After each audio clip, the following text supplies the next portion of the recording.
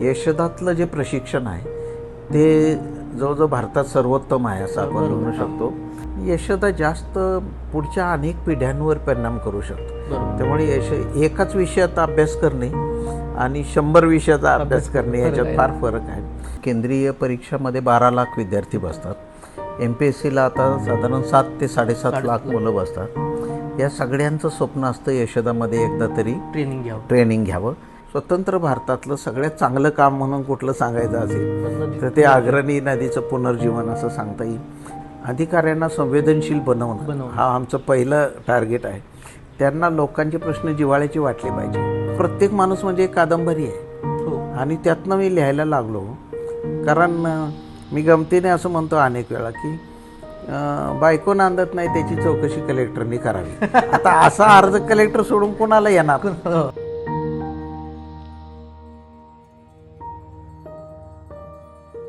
नमस्कार, मी संकेत पाटील पुन्हा एका नव्या विषयाचं आणि नव्या व्हिडिओमध्ये तुमचं स्वागत करतो आहे. महाराष्ट्रातील MPSC आणि UPSC करणाऱ्या प्रत्येक तरुणाचं स्वप्न असतं की एकदा तरी आपण यशोदात जाऊन ट्रेनिंग घ्यावं, पण ते प्रत्येकाला शक्य होत नाही. आज मात्र आपण त्या लोकांपर्यंत यशोदा म्हणजे काय आहे हे पोहोचवणार आहोत. माझ्या हातात पुस्तक आहे यशवंतराव चव्हाण विकास प्रशासन प्रबोधिनी. सध्या तत्कालीन जिल्हाधिकारी, आयुक्त, माजी साखर आयुक्त आणि सध्याचे यशोदाचे प्राचार्य शेखर गायकवाड सर आपल्याबरोबर आहेत. गायकवाड सर नमस्कार. नमस्कार. जवळजवळ मला वाटतं प्रत्येक वर्षी एक असं हे तुमचं 40वं पुस्तक आहे. हो. लेखक म्हणून सुद्धा गायकवाड सर प्रसिद्ध आहेत. दरवर्षी एक असं 40 पुस्तक आजपर्यंत त्यांनी लिहिलेले आहेत. सर्वसामान्य लोकांना सहज उपलब्ध होणारा प्रशासकीय अधिकारी ही सर्वात मोठी शेखर गायकवाड सरांची ओळख आहे. यशोदा म्हणजे सर नेमकं मला पहिल्यापासून सांगा की यशोदा काय काम करतं आणि सर्वसामान्य लोकांना यशोदाचा काय उपयोग होतो इथून अधिकारी बाहेर पडल्यानंतर? जेवढी मुलं स्पर्धा परीक्षांना बसतात त्यांचा आकडा फार मोठा आहे. साधारण केंद्रीय परीक्षामध्ये 12 लाख विद्यार्थी बसतात. MPSCला आता साधारण 7 ते 7.5 लाख मुलं बसतात. या सगळ्यांचं स्वप्न असतं यशोदामध्ये एकदा तरी ट्रेनिंग घ्यावं. आता गेली 10 वर्ष आपण निवड झाली की सगळेच्या सगळी मुलं 250-300 मुलं पहिल्यांदा यशोदाला येतात. 90 पहिली बॅच त्याला म्हणतात CPTP म्हणजे कंबाईंड प्रोबेशनल ट्रेनिंग प्रोग्राम. असा तो 90 दिवसासाठी ते इथे राहतात. इथे त्यांना काय शिकवलं जातं याचा पण इंटरेस्ट सामान्य माणसाला असतो. परंतु त्याला सकाळी PT योगापासून सुरुवात होते आणि जवळजवळ 10 तास तरी आम्ही त्यांना दररोज बिझी ठेवतो. लेक्चर्स असतात, वेगवेगळ्या विषयावर असतात. म्हणजे बोलण्याचं कौशल्य, राजकीय काय वातावरण आहे, महाराष्ट्र कसा घडला आहे की नाही, मराठी भाषामधले संत साहित्यातले विचार काय आहेत, भाषेचं काय वैशिष्ट्य आहे, हे सगळं त्यांना आपण सांगतो. मग प्रशासनातली भाषा आणि मग कौशल्य काय देता येतील या मुलांना, म्हणजे ज्ञान कौशल्य या दोन्हीच्या बरोबर त्यांना त्यांच्या भूमिकेमध्ये बदल कसा करता येईल या 3 गोष्टीवर ट्रेनिंग आधारलेलं आहे. म्हणजे अधिकाराचं पैलू पाडायचं काम येतं होतं. अगदी पहिलंच पाडतो आपण असं म्हणता येईल. आणि त्यामध्ये यशवंतराव चव्हाण साहेब मुख्यमंत्री असताना 1960 साली ही संस्था मुंबईमध्ये पहिल्यांदा स्थापन झाली. त्यावेळी तिचं नाव होतं ॲडमिनिस्ट्रेटिव्ह स्टाफ कॉलेज. मिडा नाही, ते ॲडमिनिस्ट्रेटिव्ह स्टाफ कॉलेज नावाने होती ती VT स्टेशनसमोर. ती संस्था इथे 84 साली आणली. त्यावेळी तिचं नाव होतं मिडा. आणि मिडाचं काही दिवसानंतर यशवंतरावांचं नाव देऊन आपण विकास प्रशासन प्रबोधिनी यशोदा असं केलं. आणि नुकतंच आम्ही आता यशोदाचं गीत पण केलं आहे की त्याच्यात यशोदाई यशोदा आणि तुम्हाला यश देणारी यशोदा आणि यशोदाची यशोदा, अशा पद्धतीने त्याचं व्यवस्थित आम्ही ब्रँडिंग पण आता करत आहोत. महत्त्वाचा मुद्दा हा आहे की जेव्हा विद्यार्थी कॉलेजमध्ये शिकतो तेव्हा त्याला प्रशासनाबद्दल काही माहिती नसतं. बरोबर. लोकांशी कसं बोलायचं हे माहीत नसतं. आणि मग आपल्याला असं दिसतं की ब्रिटिश गेल्यानंतर विकासात्मक कामं करताना नोकरशाही सकारात्मक पाहिजे, ती निगेटिव्ह असता कामा नये. म्हणजे शेतकरी त्याला भेटायला आलं तर त्याचं ओझं वाटायचं काही कारण नाही त्याला, है ना. त्यांनी त्याच्यासाठी वेळ दिला पाहिजे. हे सगळं ज्ञान आम्ही त्याला देतो आहे. त्याच्या वर्तणुकीत काही सकारात्मक बदल घडवता येईल का, म्हणून राजकीय नेत्यांपासून सगळ्यांशी चर्चा घडवून आणतो आम्ही. जेंडरसारखा विषय, ट्रान्सजेंडर व्यक्तीला बोलून आम्ही त्यांच्याशी बोलायला लावतो. ट्रान्सजेंडर व्यक्तीला सुद्धा इथे आम्ही बोलवतो. विद्वानचं लिडरशिप करणारे NGOज आहेत त्यांना आम्ही इथे बोलवतो. समाजातील सर्वसामान्य घटकापासून शेवटच्या घटकापर्यंत लोकांशी इथं संवाद साधला जातो. आणि त्याचा फायदा असा होतो की अरे समाजाची हे बाजू मला माहितीच नव्हती. मग हे त्याला विद्यार्थी म्हणून माहीत झालं किंवा अधिकारी म्हणून माहीत झालं तर तो समाजात अजून जास्त चांगल्या पद्धतीने लोकाभिमुख काम करू शकतो असं त्याचा. मसुरीतून आलेला एक आय एस अधिकारी आणि यशदातून ट्रेन झालेला उपजिल्हाधिकारी, या दोघांच्यात फील्डवर काय फरक येतो किंवा इथून गेलेला प्रशिक्षणार्थी आणि तिकडून मसुरीतून आलेला? आता जवळजवळ यशदातलं जे प्रशिक्षण आहे ते जवळजवळ भारतात सर्वोत्तम आहे असं आपण म्हणू शकतो. आणि भारतामध्ये जेवढ्या अकॅडमीज आहेत त्याच्यामध्ये 1 नंबरला आपण म्हणतो लालबहादूर शास्त्री अकॅडमी आहे. तिला मोठ्या प्रमाणात केंद्र शासन पैसे देतं आणि ही राज्यातली आपल्या महाराष्ट्राची जरी असली त्याला प्रशासकीय प्रबोधिनी म्हणतात.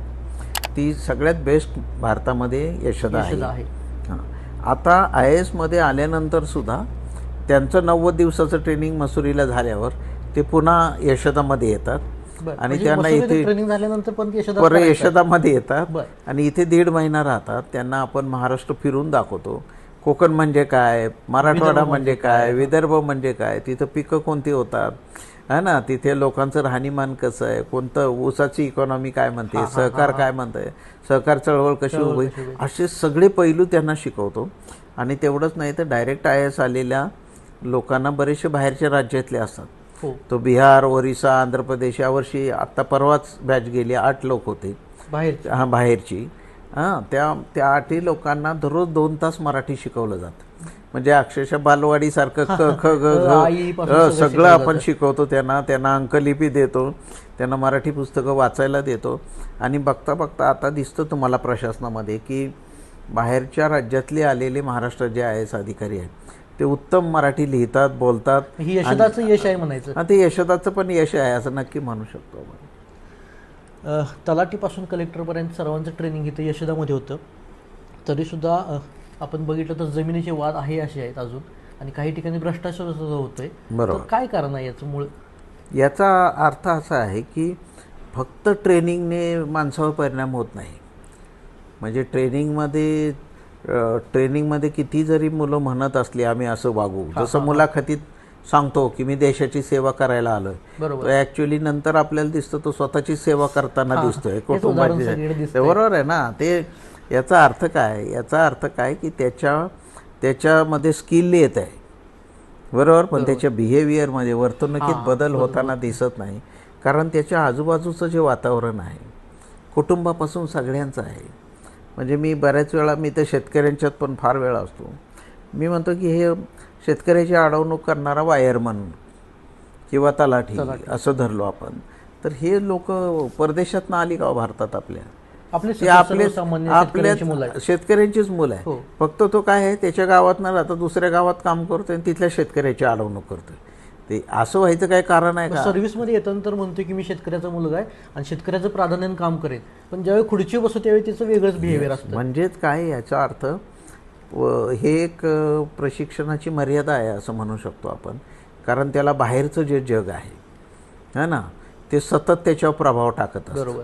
म्हणजे त्याचे नातेवाईक त्याला म्हणतात तुझं साहेब होऊन काय फायदा आहे, मग आमचं काम होणार नसलं बेकायदेशीर तर तुला काय करायचं, मग तुझा उपयोग काय झाला. म्हणजे तो बेकायदेशीर काम करायला कोणामुळे शिकतोय, तो नातेवाईकांमुळे शिकतोय. बरोबर आहे ना. पुन्हा त्याच्यात बरेच प्रश्न आहेत. म्हणजे ते आपल्या सगळ्यांना माहिती पण आहे. बदल्यांमध्ये होणारा गैरव्यवहार आपल्या सगळ्यांना माहिती, बरोबर आहे ना. म्हणजे त्या विद्यार्थ्याला आपण सांगितलं की तू प्रामाणिक राहा, बरोबर आहे. तो म्हणतो मला पोस्टिंग देताना पैसे मागतायत, मला जॉईन होताना पैसे मागतायत, माझं TA बिल देताना पैसे मागतायत. म्हणजे हे म्हणजे एक तर जी सामाजिक परिस्थिती आणि व्यवस्था निर्माण झाली आहे ती काहीतरी चूक का करते आहे. म्हणून व्यवस्थेतला बदल हा पण एक मोठा मुद्दा याच्यामध्ये आहे.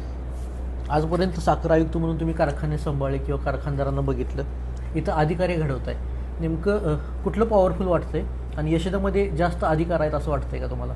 यशोदा जास्त पुढच्या अनेक पिढ्यांवर परिणाम करू शकतो. बरोबर. त्यामुळे एकाच विषयाचा अभ्यास करणे आणि 100 विषयाचा अभ्यास करणे याच्यात फार फरक आहे.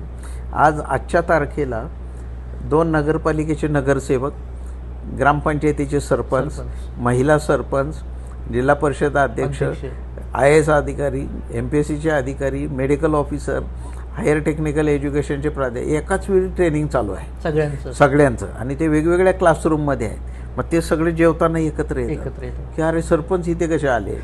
मग त्यांना ते कळतंय. मग सरपंचांनाही वाटतं की काय भारी होतं, 2 दिवस आम्ही यशोदात राहिलो, आम्ही सकाळी PT करत होतो, आम्ही योगा करत होतो. मग त्याचा फायदा त्यांच्या लाईफस्टाईलवर होतो.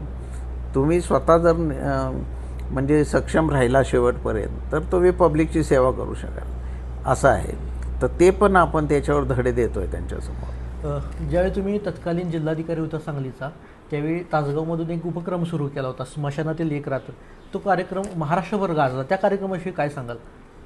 मला वाटते नागाव कवठे मध्ये आम्ही जेव्हा सुरुवात केली ना, त्यावेळी त्याच्या आधी 5-7 वर्ष अगोदर हा जादूटोणा विरोधी आणि अंधश्रद्धा निर्मूलनाचा एक मोठा कायदा केला. पण या कायद्याची अंमलबजावणी होताना दिसत नव्हती. मला स्वतःला असं लक्षात आलं की सांगली आणि कोल्हापूर हे 2 जिल्हे एवढे व्हायब्रंट आणि ज्यांना सतत जिवंत असणारे लोकसंख्या कुठे आणि ऊर्जा देणारे कुठे आहेत ते या जिल्ह्यांमध्ये, 2 जिल्ह्यांमध्ये. आता मग सांगलीमध्ये मला असं दिसलं की लोकांचा उत्साह फार होता आणि म्हणून आम्ही रात्री 12 वाजता अमावस्येच्या दिवशी स्मशानामध्ये जाण्याचा एक उपक्रम राबवला. आणि त्याला माध्यमांनी आणि सांगलीकरांनी फार मोठी साथ दिली. सांगली आणि कोल्हापूर या दोन्ही जिल्ह्यामध्ये महिला स्मशानभूमीत जात नाही. बरोबर. पण या निमित्ताने स्मशानभूमीत आपण जादूटोणा विरोधी काही प्रात्यक्षिकं त्यांना करून दाखवली. आणि पहिल्यांदा असं दिसलं की ते आपण जे प्रेत जाळतो त्या लोखंडी याच्यावर बायका बसलेल्या आहेत. आणि हे काय तर महाराष्ट्रासाठी नवीन होतं आणि एकदम महाराष्ट्रासाठी नवीन होतं. आम्ही बरेच कार्यक्रम केले. जतला केला, मग उत्तर सोलापूर म्हणजे मिरजमध्ये एका ठिकाणी केला, मग आष्ट्यामध्ये केला. आष्ट्याच्या कार्यक्रमाला खास ND पाटील साहेब आले आणि त्यांनी मला सांगितलं तुम्ही बोलवलं नाही तरी मी या कार्यक्रमाला आलो. आणि त्यांची जी आठवण आहे ते मला फार महत्त्वाची वाटली की ते म्हटले आम्ही 50 वर्षापूर्वी SM जोशी साहेब, मी, दाभोळकर यांनी एक प्रयोग केला आणि तो असाच होता. फक्त तुमचं स्वरूप आणि आमच्या याच्यामध्ये फरक होता. आम्ही प्रत्येक गावात भाषणं करायचो आणि भूत वगैरे काही नसतं असं सांगायचो आणि जेवण वगैरे करून जे तरुण आमच्याबरोबर येतील त्यांना घेऊन आम्ही स्मशानभूमीत झोपायचो जाऊन आणि तिकडेच झोपायचो. तर हार्डली एका गावातनं 2, 3, 4 माणसं यायची, तरुण मुलं. आणि सकाळी परत उठून गावात यायचो आणि आम्हाला बघा भूतानी काही केलं नाही असं ते सांगायचे. आणि विशेषतः कोकणामध्ये हे फार आहे म्हणून कोकणामधून त्यांनी सुरुवात केली होती. पण ते मला म्हणले की आष्ट्यामध्ये असा एकावेळी 10,000चा मॉब स्मशानभूमीत बघितल्यावर आम्हाला असं वाटतंय की त्याची गोष्ट आम्ही करून दाखवली. मला असं वाटतंय की आपण म्हणतो 21व्या शतकाकडे चाललो, माणसाचा ड्रेस बदलला, फॅशन बदलली, कॉम्प्युटर आला म्हणजे मोबाईल आला म्हणजे सगळं जग स्मार्टफोनमध्ये आलं. तरी सुद्धा गेल्या 2 वर्षातल्या महाराष्ट्रातल्या घटना बघितल्या तर असं वाटतंय अजून फार काम करायला पाहिजे. आणि त्या दृष्टीने हा प्रयोग फार चांगला होता. स्मशानातून एक रात्र. येस.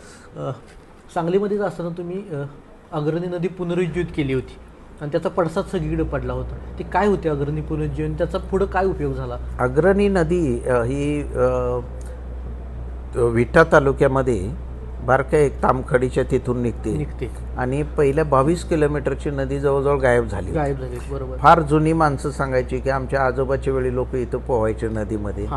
आणि मग आम्ही जलयुक्त शिवार कार्यक्रम आल्यावर या नदीचं पुनर्जीवन करायचं ठरवलं आणि जवळजवळ 22 किलोमीटर पहिली नदी दिसतच नव्हती. बरेच झाडं लागली होती आणि मध्ये लोकांनी नांगरून टाकले. शेताच्या मध्यभागी नदी आलेली. या नदीचं आम्ही पहिल्यांदा उपग्रहाद्वारे GPS ट्रॅकिंग केलं. त्याच्यावर जागेवर खाली पक्की टाकली आणि परत मार्किंग केलं.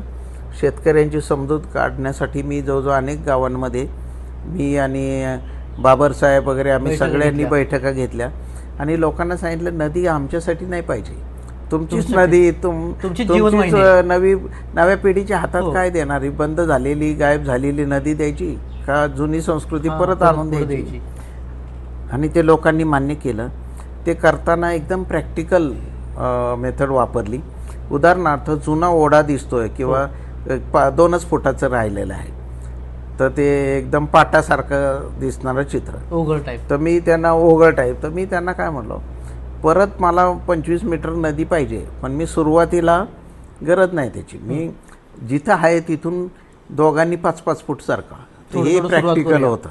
हां, मग पहिल्या माणसाला सांगितलं 5 फूट सारखा, पुढे गेल्यावर 1 किलोमीटर गेल्यावर 7 फूट सारखा, मग 10 फूट सारखा. आणि हे सगळं आमच्या तलाठी सर्कल या लोकांनी मार्किंग केलं. सगळे जणांचं म्हणणं होतं नदी मोजायला पाहिजे. म्हणलं अरे ब्रिटिशांपासून नद्या कोणी मोजलेल्या नाही, नदी कशाला मोजायची, आणि त्याच्यात कोट्यवधी रुपये कोण खर्च करणार? त्यापेक्षा समजुतीने घेतलं. आज अशी परिस्थिती आहे, जवळजवळ 28,000 विहिरींचं पाणी वाढलं आहे. 8 ते 10 फुटांनी लेवल वाढली आहे. हां, केवळ एका पुनर्जीवनामुळे. स्वतंत्र भारतातलं सगळ्यात चांगलं काम म्हणून कुठलं सांगायचं असेल तर ते अग्रणी नदीचं पुनर्जीवन असं सांगता येईल. याला 2019चा राष्ट्रीय जल पुरस्कार पण याच कामासाठी मिळाला. आणि सांगली जिल्ह्याचा पण गौरव झाला. अनेक मुंबईला गेलेली माणसं कवठेमहांकाळ, तासगाव आणि विटामध्ये परत माघारी आली, परत द्राक्ष बागा लावायला सुरुवात झाली. सापडला, हिरवाई म्हटली. तर म्हणजे काय करायचं असेल चांगलं काम तर प्रशासनामध्ये राहून पण करता येतं. हा पण एक मोठा धडा आपण त्या निमित्ताने निर्माण केला. शेवटचा प्रश्न विचारतो सर, अतिरिक्त महासंचालक म्हणून यशदामध्ये तुम्ही निवृत्त होताना काय बदल करून जाणार असं तुम्हाला वाटतंय? मला असं वाटतं, एक तर पहिला जो मुद्दा होता, अधिकाऱ्यांना संवेदनशील बनवणं, हा आमचं पहिलं टार्गेट आहे. त्यांना लोकांचे प्रश्न जिव्हाळ्याचे वाटले पाहिजे. आणि ऑफिसमध्ये येणारा माणूस हा मला त्रास देण्यासाठी आलेला नाही, तो मी त्याला काय मदत करू शकतो का, असा विचार करायला त्यांना भाग पाडता येईल. अशा प्रकारची संरचना तयार करणं हे खरं मला वाटतं महत्त्वाचं पाऊल आहे. आणि जाता प्रश्न आठवला मला की अधिकारी भरपूर आहेत, पण अधिकाऱ्यांना प्रशासकीय कामातून वेळ मिळत नसतो. तरी पण तुम्ही प्रत्येक वर्षी एक असं हे 40वं पुस्तक आहे, हे कसं लिहिता आणि कधी वेळ काढता ह्यासाठी? उलट माझं म्हणणं की कधीतरी अनुभव घेऊन, म्हणजे बैलगाडीत एकदा बसून हुरडा खाऊन जायचं आणि त्याच्यावर पुस्तक लिहिण्यापेक्षा त्याच्यातच तुम्ही जगला. दररोज 500पेक्षा जास्त माणसं मला कलेक्टर असताना सांगलीत भेटायची. तर प्रत्येक माणूस म्हणजे एक कादंबरी आहे. आणि त्यातनं मी लिहायला लागलो. कारण मी गमतीने असं म्हणतो अनेक वेळा की बायको नांदत नाही त्याची चौकशी कलेक्टरनी करावी. आता असा अर्ज कलेक्टर सोडून कोणाला येणार? बरोबर आहे की नाही? तर ते कलेक्टरला येतोय तर त्याचं वाचून ते कादंबरीत रूपांतर होऊ शकतं की नाही? तर एवढं मोठं साहित्य, जिवंत साहित्य आहे, जिवंत माणसांचं आहे, त्यांच्या जगण्याशी संबंधित आहे. त्यामुळे काहीतरी थिअरॉटिकल लिहिण्यापेक्षा हे जगण्याशी संबंधित लेखन करायला पाहिजे. आणि याची सगळ्यात जास्त संधी मला वाटतं प्रशासनामध्ये आहे. पोलीस ऑफिसरने लिहिलं, खानसामाने लिहिलं रेस्ट हाऊसच्या, तर त्यांनी किती माणसं बघितलेत, त्यांनी किती VIP बघितलेत, तर त्याला त्यांच्या खोडी माहिती आहे, त्यांच्या सवयी माहिती आहे, सगळं माहिती. तर त्यांना सगळ्यांना बोलतं करायला पाहिजे. पण मराठी भाषा पुढे जाणार असं आपण जेव्हा म्हणतो तेव्हा मला असं वाटतंय की सगळ्यात बारक्या अगदी आपल्या कोतवालाने लिहिलं पाहिजे, तलाठ्याने लिहिलं पाहिजे, त्याची पण बाजू आली पाहिजे, आहे की नाही? तेव्हा मराठी भाषा समृद्ध होईल.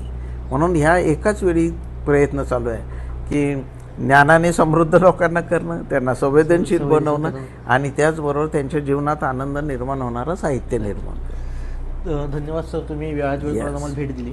तर हे होते शेखर गायकवाड सर. एका मुलाखतीत हा विषय संपणारा नाही, कारण तुम्ही आता बोलता बोलता बघितलं असेल की प्रत्येक पैलू त्यांनी उलगडून दाखवले. संवेदनशील मनाचा माणूस आणि प्रत्येक लोकांचं म्हणणं ऐकून घेणारा हा माणूस.